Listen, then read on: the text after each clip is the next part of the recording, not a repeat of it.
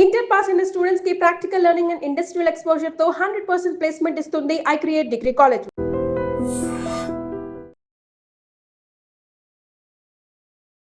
నమస్తే, welcome to I dream talking point with Kavitha. Cockroach Janata party ఇప్పుడు భారతదేశంలో సరికొత్త సంచలనంగా మారింది. సుప్రీంకోర్టు ప్రధాన న్యాయమూర్తి సూర్యకాంత్ చేసినటువంటి వ్యాఖ్యల నేపథ్యంలో సోషల్ మీడియాలో పుట్టుకొచ్చినటువంటి ఒక వ్యంగ్య రాజకీయ పార్టీ ఇప్పుడు దేశవ్యాప్తంగా సంచలనం కలిగిస్తోంది. ఆర్టిఫిషియల్ ఇంటెలిజెన్స్ కాన్వా డిజైన్లతో రాత్రికి రాత్రే ఏర్పాటైనటువంటి ఈ కాక్రోచ్ జనతా పార్టీ కేవలం 76 గంటల్లోనే ఏకంగా 45 లక్షలు అంటే 4.5 మిలియన్లకు పైగా ఫాలోవర్లతో దూసుకెళ్లిపోతోంది. 30 ఏళ్ల పబ్లిక్ రిలేషన్స్ విద్యార్థి, మాజీ political social media volunteer Abhijit Dipke వినూత్న డిజిటల్ ఉద్యమానికి శ్రీకారం చుట్టారు. పార్టీకి ఒక రాజ్యాంగం, ప్రత్యేకమైన వెబ్సైట్, 5 సూత్రాల మేనిఫెస్టోను కూడా ఉంచింది కాక్రోచ్ జనతా పార్టీ. ఇటీవల ఒక కేసు విచారణ సందర్భంగా సుప్రీంకోర్టు ప్రధాన న్యాయమూర్తి జస్టిస్ సూర్యకాంత్ మాట్లాడారు. ఉద్యోగాలు లేక కొంతమంది సమాజంలో సరైన స్థానం పొందని వారు కాక్రోచ్ల మాదిరిగా వ్యవహరిస్తున్నారని, వారు ఆర్టీఐ కార్యకర్తలుగా, జర్నలిస్టులుగా మారి కొందరిపై విమర్శలు చేస్తున్నారంటూ సంచలనమైనటువంటి వ్యాఖ్యలు చేశారు.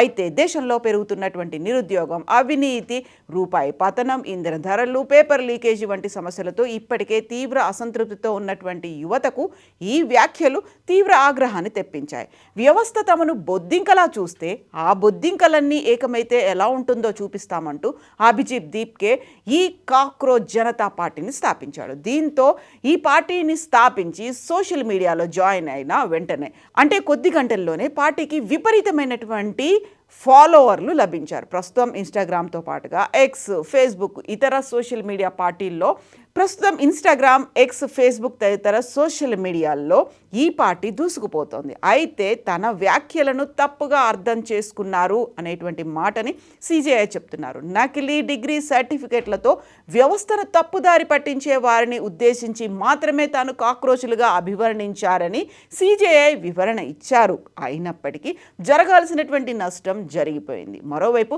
తమను తాము సోమరులుగా, నిరుద్యోగుల వాయిస్గా ప్రకటించుకుంటున్నటువంటి కొంతమంది తమ నినాదాన్ని secular, socialist, democratic and lazy అని పిలుచుకుంటోంది. అలాగే ఈ పార్టీలో చేరడానికి వింత అర్హతలను కూడా పెట్టింది. ఇందులో చేరేవారు బలవంతంగా లేదా ఇష్టపూర్వకంగా నిరుద్యోగి అయి ఉండాలి. రోజుకి కనీసం 11 గంటల పాటు ఫోన్ లేకపోతే ఇంటర్నెట్ను వాడుతూ ఉండాలి. దీంతో పాటుగా నిత్యం సోషల్ మీడియాలో ప్రజా సమస్యలపై గళం విప్పేవారే ఈ పార్టీలో జాయిన్ అవ్వడానికి అర్హులు అనేటువంటి కండిషన్ను కూడా పెట్టింది. దీంతో పాటుగా వీళ్ళు విడుదల చేసినటువంటి 5 సూత్రాల మేనిఫెస్టో మాత్రం భారత రాజకీయ ఇక్కడున్నటువంటి సంస్థాగత లోపాలపై తీవ్రంగా స్పందిస్తోంది.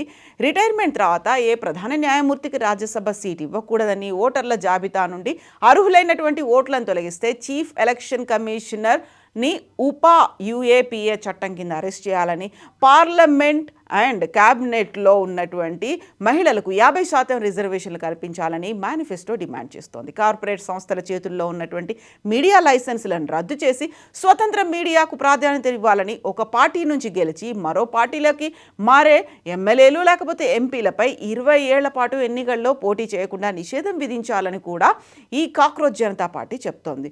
అలాగే ఈ పార్టీ ఆర్టీఐ పరిధిలోకి వస్తుందని, ఎలాంటి విరాళాలు కూడా మేము తీసుకోవట్లేదు అనేటువంటి మాటని స్పష్టం చేసింది కాక్రోచ్ జనతా పార్టీ. మన దేశంలో ఇప్పటిదాకా ఉన్నటువంటి రాజకీయ పార్టీల కథలు కొదవే లేదు. ఎలక్షన్స్ ముందు కావచ్చు, లేకపోతే ఎవరైతే ఇంట్రెస్టెడ్ ఉన్నారో వారంతా కూడా కులం, మతం, ప్రాంతం ఈ బేసిస్ మీదుగా పెట్టుకునేటువంటి పార్టీలను చూసాం. అయితే ఫర్ ద ఫస్ట్ టైం కీటకాల పేరుతోనే ఒక పార్టీ రావడం, అది కూడా డిజిటల్ మీడియా విప్లవంగా మొదలవడం అనేది ఇప్పుడు ప్రజెంట్ ట్రెండ్గా కనిపిస్తోంది. సోషల్ మీడియా ఇన్ఫ్లుయెన్షియర్ అభిజిత్ ప్రారంభించినటువంటి కాక్రోచ్ జనతా పార్టీకి తోడుగానే ఇంకొక పార్టీ కూడా కనిపిస్తోంది. ఇప్పుడు కాక్రోచ్ జనతా పార్టీకి ఇన్స్టాగ్రాము, ఎక్స్లో కూడా లక్షల సంఖ్యలో ఫాలోవర్లను పెంచుకున్నారు. దీనికి పోటీగా నేషనల్ పారాసైటిక్ ఫ్రంట్ ఎన్పిఎఫ్ అనేది కూడా రంగంలోకి దిగింది. దేశంలో పాలిటిక్స్ని సరికొత్త పుంతలు తొక్కించడానికి ఈ పార్టీలు ఉపయోగపడతాయి అనేటువంటి అంచనాలు కూడా ఉన్నాయి. ఈ పారాసైటిక్ ఫ్రంట్ అనేది వ్యవస్థకు సవాల్ విసరబోతోంది అనేటువంటి మాటలు కూడా వినిపిస్తున్నాయి. కాక్రోచ్ జనతా పార్టీకి పోటీగా వచ్చినటువంటి నేషనల్ పారాసైట్ ఫ్రంట్ మరింత సీరియస్గా వ్యంగ్యాన్ని వడ్డిస్తోంది. మేము వ్యవస్థను పట్టుకుని వేలాడే పరాన్న జీవులం కాదు, కుళ్ళిన వ్యవస్థ లోపల నుంచి మార్చడానికి వచ్చినటువంటి సైనికులమని వాళ్ళకి వాళ్ళు ప్రకటించుకుంటున్నారు. రోడ్లు చెరువుల్లా మారిపోతున్నాయి, కరెంటు బిల్లులు కట్టడానికి ఇబ్బందులు, ఇలాంటివి అన్నీ ఏమీ లేనటువంటి ఒక పాలన కావాలి అనేది పారాసైట్ ఫ్రంట్ డిమాండ్ చేస్తుంది. ప్రజలు ఈ అవమానాల్లో తమని తాము చూసుకున్నారు, అందుకే ఈ పోరాటం వేగంగా విస్తరించింది అనేటువంటి మాటని అభిజిత్ అయితే చెప్తున్నారు. ఒక అనౌన్స్మెంట్ రాగానే ప్రాంతాల వారీగా లేకపోతే కుల మతాలకు అతీతంగా కూడా భిన్నమైనటువంటి పార్టీల్లో ఉన్న వాళ్ళు కూడా రెస్పాండ్ అవుతున్నారు. ఒక జెన్జీ మూమెంట్ లాగా భారతదేశంలో ఇది ఉండబోతోంది అనేటువంటి అంచనాలు, విశ్లేషణలు రాజకీయంగా కూడా వినిపిస్తున్నాయి. కశ్మీర్ నుంచి కన్యాకుమారి వరకు కూడా కాక్రోచ్ జనతా పార్టీ గురించే మాట్లాడుకుంటున్నారు.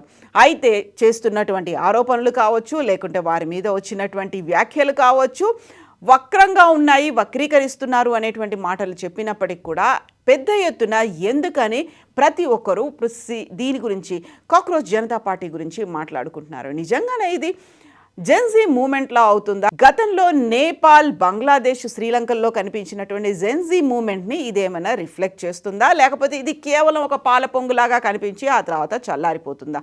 మీరేమనుకుంటున్నారో కామెంట్స్ రూపంలో తెలియజేయండి.